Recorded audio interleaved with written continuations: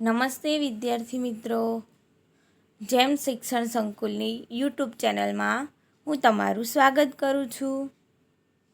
આજે આપણે ધોરણ 8માં સામાજિક વિજ્ઞાનમાં ચેપ્ટર નંબર 2 એટલે કે પર્યાવરણીય પ્રદૂષણ તેના વિશે વધુ અભ્યાસ કરીશું.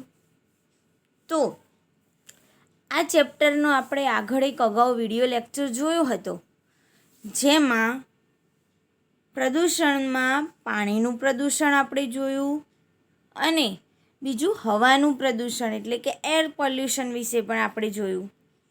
અને હવે આજે આપણે જોઈશું લેન્ડ પોલ્યુશન એટલે કે ભૂમિનું પ્રદૂષણ, જમીનનું પ્રદૂષણ. તો તમારા પાઠ્યપુસ્તકમાં પેજ નંબર 9 પર તમે આ પેરેગ્રાફને સારી રીતે જોઈ શકો છો. જો તમે વિડીયોમાં સારી રીતે ન જોઈ શકતા હો તો તમે તમારી પાસે ધોરણ 8નું સામાજિક વિજ્ઞાનનું પાઠ્યપુસ્તક પેજ નંબર 9 જે તમે તમારી સાથે રાખી શકો છો.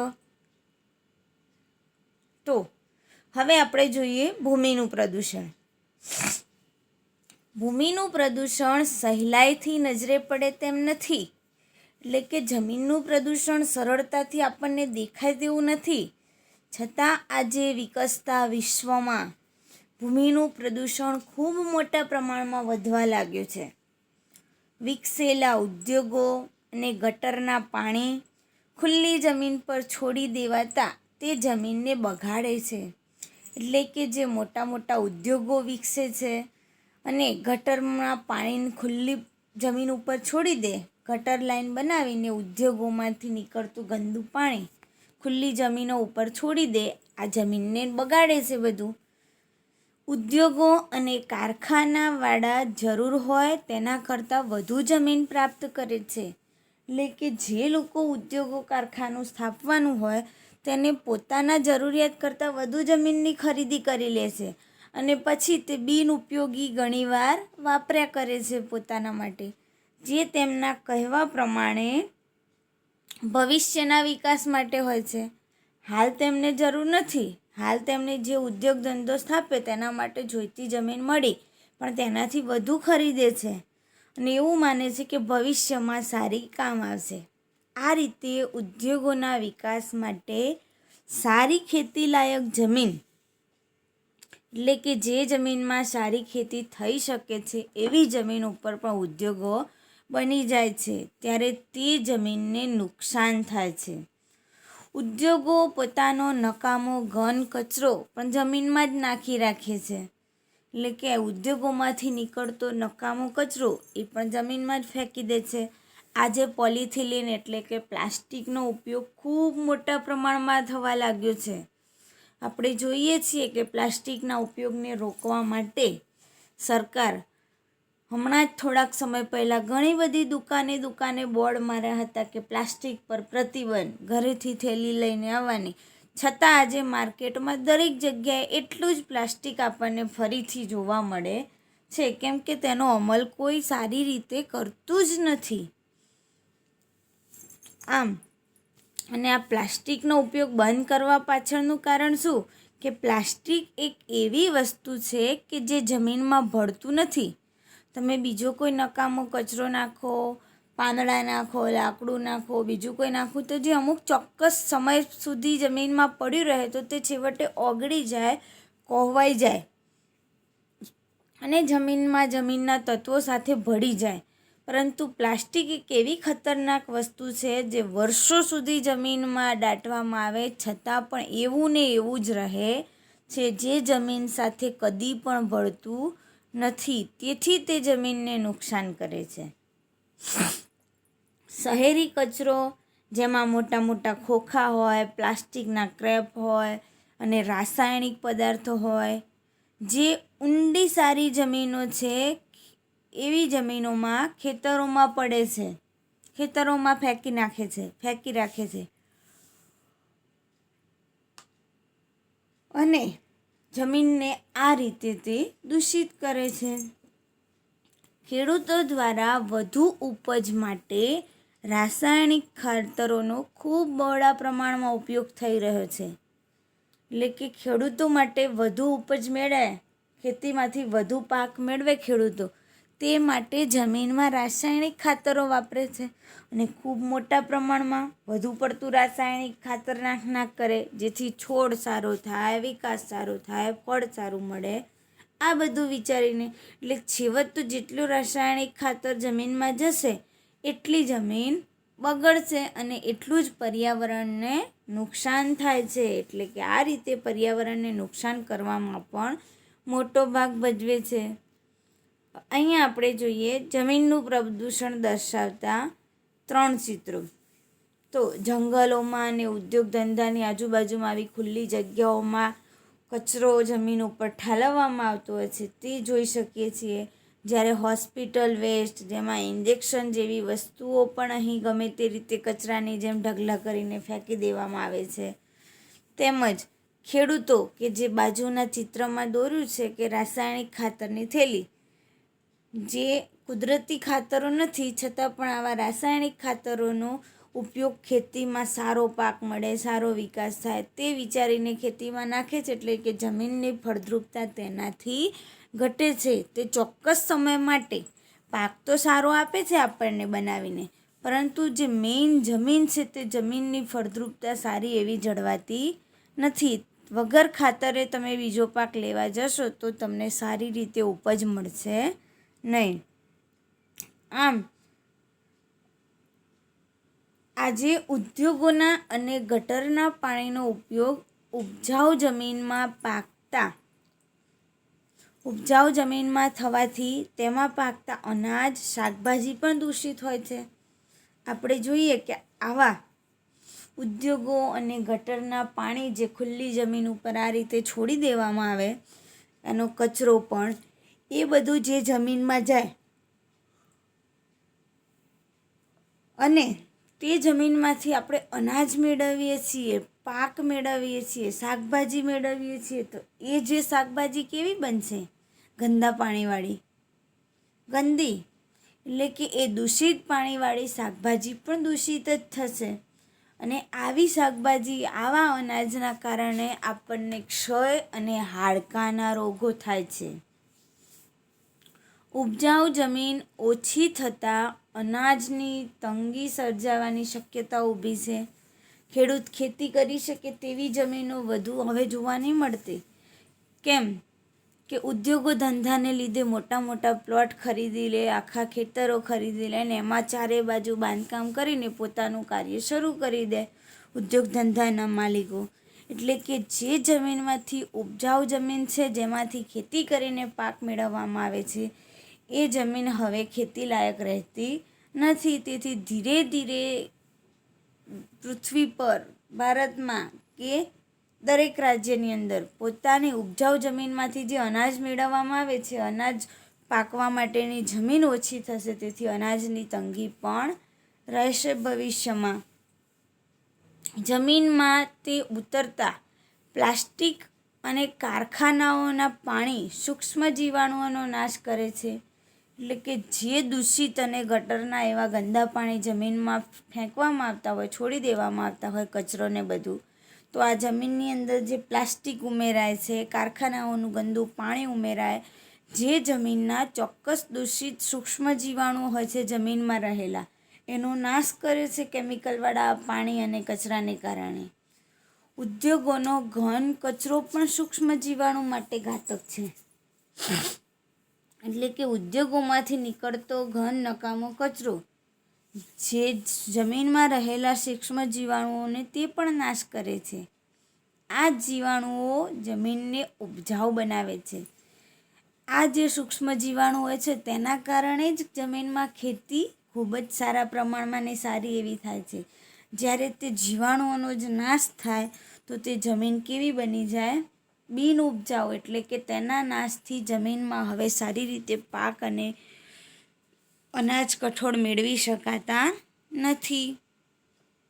વિચારો જેના વિશે 2 લાઈન આપેલી છે, જે આપણે વિચારીએ વાંચીને કે પ્રદૂષણ એ એક એવી ચેન છે જેને તોડવા માટે તમે પહેલું કયું કામ કરશો? આ પ્રદૂષણ ફેલાય છે એક આખી ચેન છે. માની લો કે કોઈ માણસ એને પોતાના ધંધા રોજગાર માટે કાર્ય કરવું છે, તો તે બધી સાધન સામગ્રી લાવશે, જમીન ખરીદશે, ખેતી કરશે. આ છે તેને આપવાવાળા માણસ પણ તેનું વિરોધી બની શકે છે, લેવાવાળો પણ તે બને છે પ્રદૂષણ વિરોધી.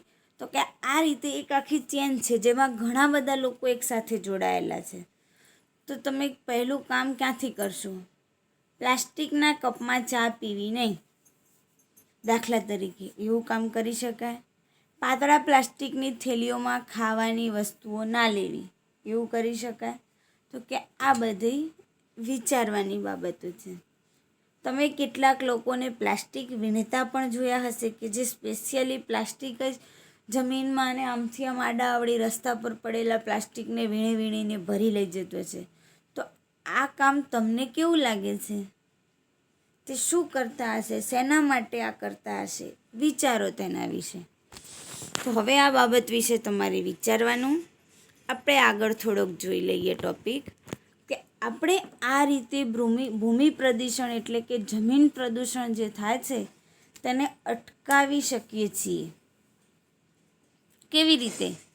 તો આપણે પ્લાસ્ટિક અને કેમિકલનો ઉપયોગ જરૂર પૂરતો જ કરવો જોઈએ. જ્યાં જરૂરી છે, જેમાં નુકસાન કરતાં વધુ ફાયદો છે, મોટા ભાગેને થોડા જ પ્રમાણમાં તે નુકસાનમાં ગણી બતાવાય છે, તો એવી બાબતો એવા સમયે જરૂર પૂરતો ઉપયોગ કરવો જોઈએ.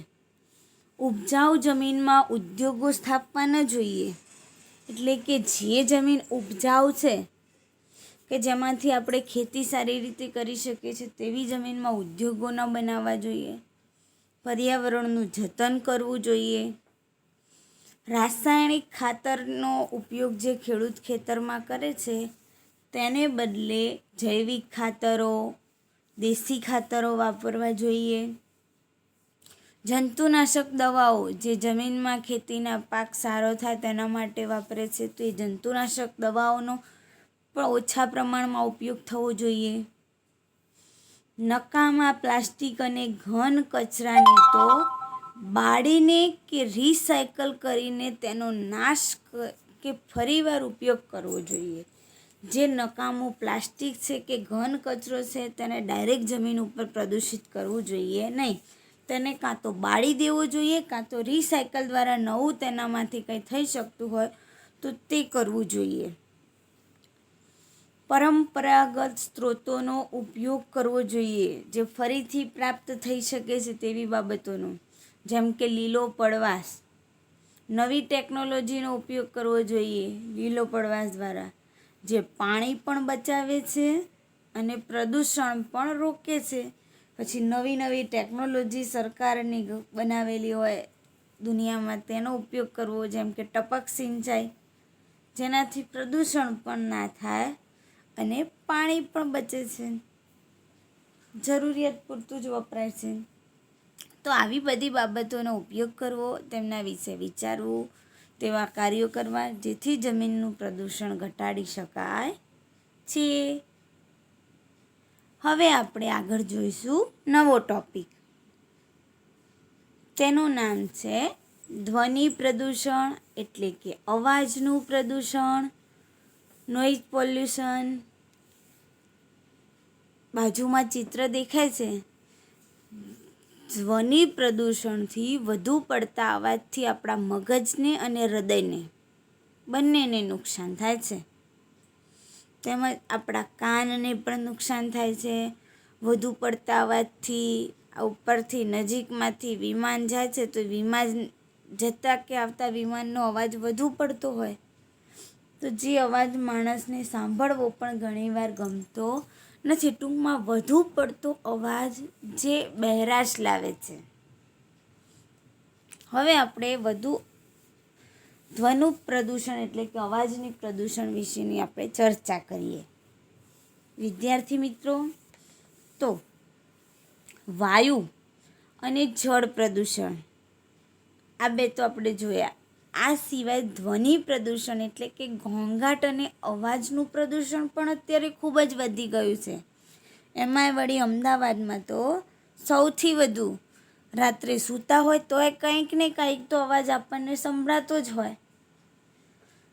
કારખાનાઓમાં ચાલતા યંત્રો, મોટા મોટા મશીનો જેનો અવાજ પણ બહુ વધુ હોય, વાહનોના કારણે જે અવાજ થાય છે તે અવાજ તે ઘણો ઊંચો હોય છે અને આ અવાજ એ અવાજનું પ્રદૂષણ ઊભું કરે છે.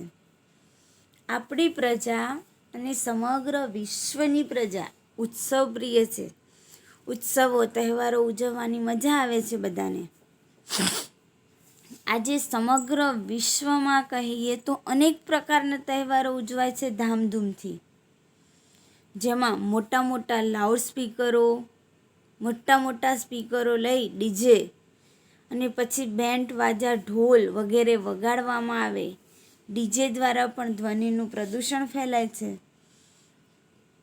જેમ કે લગ્ન પ્રસંગ હોય ત્યારે આપણને ખબર જ છે કે સ્કૂલમાં જ્યારે આપણે શાંતિથી બેસીને ભણતા હોઈએ અને બહાર રોડ ઉપરથી સરસ મજાનો વરઘોડો કે જાન જતી હોય અને જોરથી ડીજે બેન્ડ વાજાવાળા જતા હોય અને લોકો નાચતા હોય તો તે આપણે માત્ર ખાલી સાંભળીએ જ છીએ સ્કૂલમાં તો બેઠા બેઠા. અવાજ જ આપણને તેનો સંભળાય છે, પણ તે અવાજ કેટલો ઘોંઘાટ કરે છે. ઘણીવાર આપણને ભણવામાં ડિસ્ટર્બ કરે છે અને વધુ પડતો ક્લાસનો અવાજ, બહારનો અવાજ, તો આ બધા અવાજથી આપણે સારી રીતે અડધો કલાક કે જે તે સમય પૂરતું જ્યાંથી સુધી તે ત્યાંથી પસાર ના થાય ત્યાં સુધી આપણે સારી રીતે કંઈ વાતચીત પણ બે વ્યક્તિ સાથે કરી શકતા નથી. તો આ પણ છે એક પ્રકારનું ધ્વનિ પ્રદૂષણ. ચૂંટણી હોય કે રમતોમાં કોઈ વ્યક્તિ વિજય પ્રાપ્ત થયો હોય તેને, તો એવા સમયે મોટા પ્રમાણમાં ફટાકડા ફોડવામાં આવે છે જોર જોરથી. નજીકમાં તમે ઊભા હોય અને કોઈ જોરથી મોટો ફટાકડો ફોડે તો કેવો અવાજ કાનમાં આપણને જ્યારે કે દુખવા લાગી જાય એવો અવાજ આવે છે. તેમજ મોટા મોટા વાજિંત્રો વગાડવામાં આવે છે. આ બધું પણ એક પ્રકારનું ધ્વનિ પ્રદૂષણ થાય છે. શહેરોમાં બસ દ્વારા, રિક્ષાઓ તેમજ દ્વિચક્રી વાહનો, તો આ બધા દ્વિચક્રી વાહન એટલે કે ટુ વ્હીલર્સ જેવા ખૂબ જ મોટા પ્રમાણમાં એક ઘેર આપણને બે ત્રણ વ્હીકલ ઘણીવાર તો જોવા મળે છે. તો આ અયોગ્ય જગ્યાએ પાર્કિંગ કરવાથી આ વાહનોનો ભરાવો પણ થાય છે. ગમે ત્યાં બધા પાર્કિંગ કરી દે રસ્તા ઉપર, જેથી ટ્રાફિક જામ થઈ જાય અને તેના કારણે બીજા માણસો પોતે જગ્યા મેળવવા માટે હોર્ન વગાડતા જ જાય. છેવટે આપણે આજુબાજુમાં ક્યાંક ઊભા હોઈએ તો આપણને સાંભળવું એ ગમતું નથી. તો જે ધ્વનિ પ્રદૂષણ ફેલાવે છે તેવું કહી શકાય. તેમજ ધ્વનિ પ્રદૂષણથી ઘોંઘાટના કારણે વધુ પડતા બહેરાશ આવી જાય છે. કાનમાં સંભળાવાનું ઓછું થઈ જાય. રોજ આવો ઘોંઘાટ જો આપણા કાનમાં આવતો રહે તો, અથવા માનસિક સ્વાસ્થ્ય પર પણ વિપરીત અસર થાય છે. વધુ પડતો ઘોંઘાટ થતો હોય અને ત્યાં કોઈની સાથે તમે વાતચીત કરો, બોલો તો આપણને ના ગમે, ચીડિયાપણું લાગે આપણને. તો કે આ રીતે આપણા માનસિક સ્વાસ્થ્યને પણ અસર થાય છે. વધુ પડતા અવાજથી પ્રકૃતિ પર વિપરીત અસર પડે છે. એવું નથી કે આ અસર માણસને જ થાય છે. બાજુમાં એક નાનો છોડ હોય ને તો એ છોડ પ્રકૃતિની વસ્તુ છે, સજીવ છે, પ્રાકૃતિક બાબત છે, તો એને પણ આ નુકસાન કરે છે. ઘણા કીટકો, નાના જીવાણુઓ જે આપણને ઉપયોગી છે તે પણ નાશ પામે છે. એટલે કે જો આવડા માણસને આટલી બધું એનાથી નુકસાનકારક જેવું અસર લાગતી હોય, જે ના સહન કરી શકતો હોય, તો નાના જીવાણુ અને કીટકોને તો તે કેટલું નુકસાન થતું હશે. તો તેઓ નાશ પામે છે વધુ અવાજથી. એટલે તો હોસ્પિટલ, શાળા કે દવાખાનાની પાસે જોજો તમે ઘણીવાર કે નો હોર્ન, અહીંયા કોઈએ હોર્ન મારવી નહીં, સાયલેન્સ પ્લીઝ, શાંતિ રાખવી. તો આવી બધી બાબતોને લગતા આવી સૂચના માટેના ચિત્રો મૂકેલા હોય છે અથવા તો ચિહ્નો આપેલા હોય છે અને ખરેખર ધ્વનિ પ્રદૂષણની મારકતા દર્શાવે છે. નાગરિક પોતે જ સમજે એ જ એનો ઉપાય છે. આ ધ્વનિ પ્રદૂષણનો ઉપાય કયો? તો માણસ પોતે જ સમજે અને સમજી વિચારીને દરેક માણસ કાર્ય કરે તો છેવટે તેનાથી આપણને ઘણો જ ફાયદો થાય છે. આપણે ઉત્સવોમાં પ્રસંગો દરમિયાન વધુ પડતા અવાજ કરતાં વાજિંત્રો ન વગાડવા જોઈએ. અત્યારે આપણે જોઈ શકીએ છીએ કે હાલ કોરોનાની પરિસ્થિતિ, બરાબર ને વિદ્યાર્થી મિત્રો, હાલ કોરોનાની પરિસ્થિતિ એવી છે કે જેમાં ઘણા સામાજિક પ્રસંગો જે બહુ મોટા ખર્ચાળ હતા, લોકો લાખોના ખર્ચા કરતા હતા, તે હવે માત્ર થોડાક જ ખર્ચામાં, થોડાક જ પૈસામાં પ્રસંગો પૂરા થઈ જાય છે. ઓછા લોકોની હાજરીમાં, વગર વાજિંત્રો સાથે, વગર ઢોલ નગારા સાથે આસાનીથી સારી રીતે પ્રસંગો પૂરા થઈ જાય છે. તો કે આ રીતે ઉત્સવો પ્રસંગો દરમિયાન વધુ અવાજ કરતા વાજિંત્રો ન વગાડવા, ફટાકડા ના ફોડવા જોઈએ. યોગ્ય સમયે વાહનો આપણા હોય તો એને સર્વિસ કરાવતા રહેવું જોઈએ, જેથી વાહન બગડે નહીં, અને બગડે તો એમાંથી અવાજ આવે, એટલે વાહનો યોગ્ય રીતે સારા રહે. પીયુસીના નિયમોનો ખૂબ જ કડક બનાવવા જોઈએ. વસ્તી ગીચતાને નિયંત્રણમાં રાખવી જોઈએ. વધુ વસ્તી ભેગી થાય તો ગીચાગીચ થઈને અવાજ થાય. ઉદ્યોગોએ અવાજને નિયંત્રણ કરવા માટે વનીકરણ કરવું જોઈએ. જ્યાં રસ્તો હોય કે વાહનો, રોડ હોય મેઇન, એ રોડની આજુબાજુ અથવા તો વચ્ચેની સાઈડે મોટા ભાગે વૃક્ષો ઉગાડવા જોઈએ, જેથી ધ્વનિ પ્રદૂષણમાં ઘટાડો કરી શકાય છે. રસ્તાઓને પહોળા બનાવવા જોઈએ, જેથી ટ્રાફિક જામ ના થાય. વધુ પડતા ટ્રાફિકની સમસ્યા હોય ત્યાં વન વે બનાવવા જોઈએ. આપણી આ સમય સૂચકતા અને સમજદારી જ આપણને આ પ્રકારોના પ્રદૂષણથી બચાવી શકે છે. વિચારો કે તમને કેવો અવાજ ગમે છે? ઘોંઘાટ પસંદ આવશે નહીં. આપણને સરસ મજાનું સંગીત વાગતું હોય ધીમું, તમે તમારા ઘરમાં શાંતિથી એક ટીવી ચાલુ કરીને તમે કોઈ પણ વસ્તુ જોશો, જેમાં અવાજ તમે વધુ રાખશો થોડો, તો પણ તમને એ સાંભળવું ગમશે. પરંતુ તમારી બાજુમાં જો બીજી ટીવી ચાલુ હોય ને તમારી ને એની બંનેના અવાજ જોડે જોડે આવતા હોય, તો તમને તમારી ટીવીનો અવાજ ખૂબ જ સારો હશે. તમને એ વસ્તુ, ગીત કે જે હોય તે પસંદ હશે, છતાં એ ગમશે નહીં, કેમ કે બે અવાજ ભેગા થવાથી આપણને એ વસ્તુ શું લાગે છે? ઘોંઘાટ, જેથી આપણને પસંદ આવતું નથી. હવે આપણે જોઈએ પાણી કેટલું અમૂલ્ય છે એ સૌને સમજાય છે, છતાં મિનરલ વોટર ખરીદતી વખતે આપણે પાણીની કટોકટીને ગંભીરતાથી લેતા નથી. મિનરલ વોટર ખરીદીએ ત્યારે નાનકડી એક બોટલ 10 કે 20 રૂપિયામાં આપણે ખરીદીએ છીએ. ત્યારે આપણને કિંમત થાય કે પાણી બહુ મોંઘું છે, આટલું પાણી 20 રૂપિયામાં મળે એમ. છતાં આપણા ઘરમાં પાણી આવતું હોય નળમાં દરેક જગ્યાએ, તો આપણે શું તેને એટલું જ સિરિયસતાથી કે આટલું પાણી 20 રૂપિયાનું છે તેવી કિંમત સાથે આપણે એનો વપરાશ કરીએ છીએ? ના. એક હાથ ધોવામાં કે 2 હાથ ધોવામાં એક ડબલું પાણીની જગ્યાએ આપણે એક ડોલ પાણી પણ ઘણીવાર બગાડી નાખીએ છીએ. ઘણીવાર આપણા ઘરના નળ અધૂરા ટપકતા ચાલુ મૂકીને ચાલ્યા જઈએ છીએ. ભલે પાણી નકામું જતું, નળ બગડ્યો હોય તો તેને જલ્દી રિપેરે નહીં કરાવતા આપણે.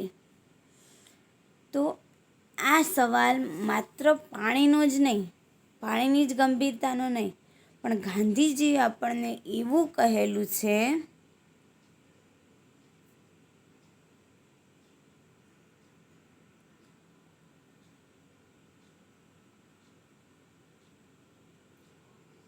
કે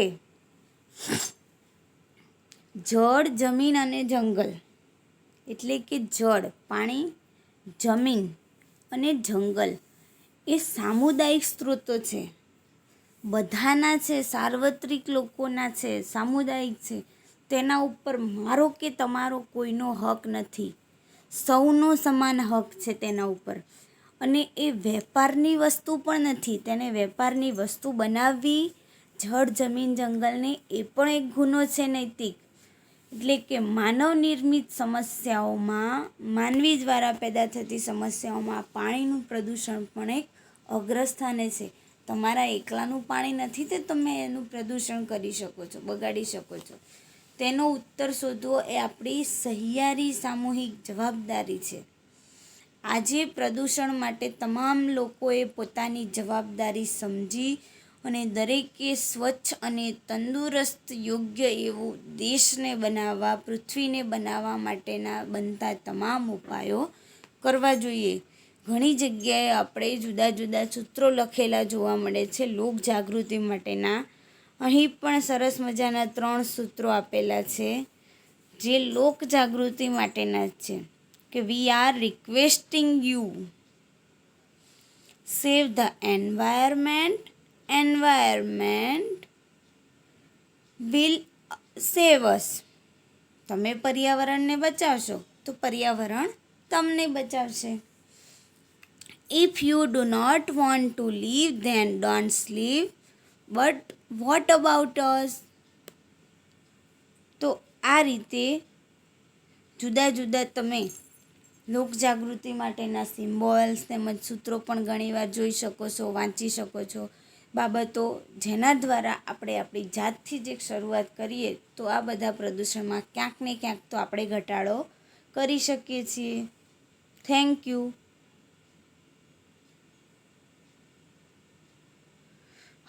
વિદ્યાર્થી મિત્રો, હા, આ પાઠ અહીં આજે પૂર્ણ થાય છે.